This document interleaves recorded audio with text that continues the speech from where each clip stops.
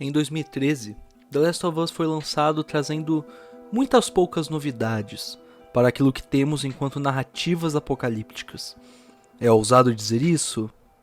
Eu não sei, mas é verdade que a história de The Last of Us é extremamente simples e seus conceitos, por mais fascinantes que sejam, não se distanciam muito de outras produções e histórias de zumbis. Não me taquem pedras, pois The Last of Us é uma das minhas histórias favoritas e a maneira como ela trabalha com seus personagens principais é o que a tira de seu lugar comum, com um final e uma sequência que ousam usar do elemento humano de maneiras narrativas um tanto mais ousadas e que permitem que seja uma história destacada dentro de um gênero tão cansado quanto o de zumbis e o de fim do mundo. Fora isso tudo, há mais uma coisa que The Last of Us nos apresenta: o fato de que o fim do mundo pode ser lindo.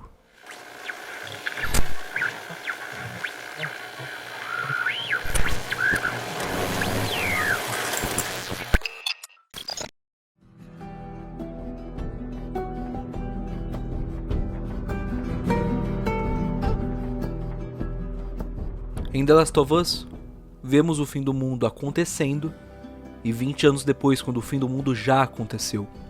Vemos nas zonas de quarentena como esse fim do mundo atua. Vemos a dor de pessoas que perderam famílias e vemos a dificuldade que é viver nesse mundo onde há no governo uma força extremamente autoritária e grupos rebeldes incapazes de realmente movimentarem as coisas. O mundo estacionou e as pessoas estão paralisadas em um trauma conjunto.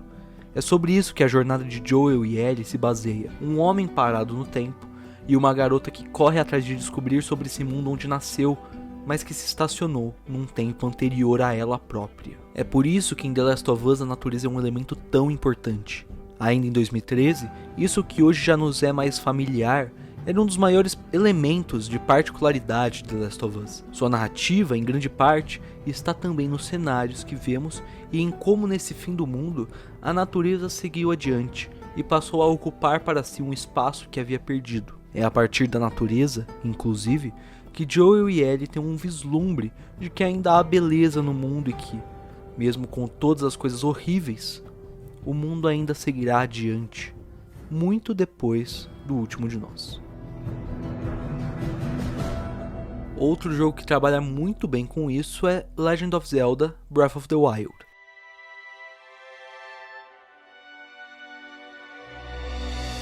Diferente de outras entradas na franquia, onde controlamos Link antes de todos os eventos se desenrolarem, aqui conhecemos um mundo que já enfrentou o seu mal e perdeu.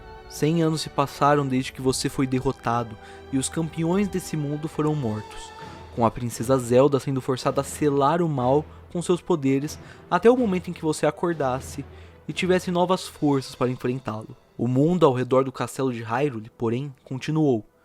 Novas vilas se formaram, viajantes passam pelas ruínas de um tempo antigo e num jogo onde muitos dizem não haver história, lidamos constantemente com a falha e com o mundo que se esqueceu. Nós também esquecemos. Ao acordarmos juntos de Link, sabemos tanto quanto ele sobre o que se deu 100 anos atrás, tanto quanto ele sobre a sua relação com a princesa Zelda, e a história do jogo se dá na busca por fotografias, as quais nos devolvem memórias. E é importante aqui o quanto é a partir da memória que se pode reconstruir aquele mundo, o qual passamos a amar por mais quebrado que esteja. Hyrule é viva e seus habitantes vivem o dia a dia da maneira como podem. Os monstros são um problema, mas isso não impede que eles resistam, e a natureza cresce ao redor de um reino que no passado se tornou cada vez mais dependente da tecnologia e, eventualmente, foi traído por essa. Zelda, por sua vez, é pela memória que consegue se conectar conosco enquanto personagem, pois nela encontramos os resquícios daquele passado que não existe mais, mas nos impele a lutar. É na memória e na superação dos traumas que o mundo de Hyrule em Breath of the Wild se torna tão vivo e comovente, porque fazemos parte daquele lugar e queremos salvá-lo, por mais quebrado que ele esteja, pois também estamos, todos nós, quebrados. Há no fim do mundo, em um tempo onde conseguimos enxergar com tanta mais facilidade o fim do mundo do que a mudança das coisas, um porto seguro. Naquela destruição, sabemos que a vida continua das mais diferentes formas. Por muitas vezes, acabamos sendo como observadores nessas histórias, Esperamos encontrar nessa destruição um sentido para o que há hoje, ou a esperança de que as coisas enfim mudarão e enfim terão uma segunda chance. A beleza, sim, pois a vida continua. Seja em um mundo paralisado pelo trauma, como The Last of Us, ou reconstruído por ele, como de Zelda. Em todos os casos, nós somos como o personagem Kirby no começo de seu mais recente jogo, Kirby and the Forgotten Lands. Aqui temos um personagem como Kirby, fofo e exageradamente bonitinho, retirado de seu mundo natal e jogado em uma terra desolada. Nós vemos carros abandonados, prédios destruídos e uma natureza crescente consumindo aquilo que, um dia, poderia muito bem ter sido o nosso mundo. Kirby observa e faz parte daquela desolação, e mesmo diante dela, continua sendo Kirby. Isso significa que na mais tola coisa, como ver patinhos atravessando a rua ou sentindo o vento em seu rosto, ele irá rir e se divertir e sorrir, mesmo que o mundo tenha acabado, pois o fim do mundo pode sim ser belíssimo e muitas vezes mais belo do que o que temos hoje.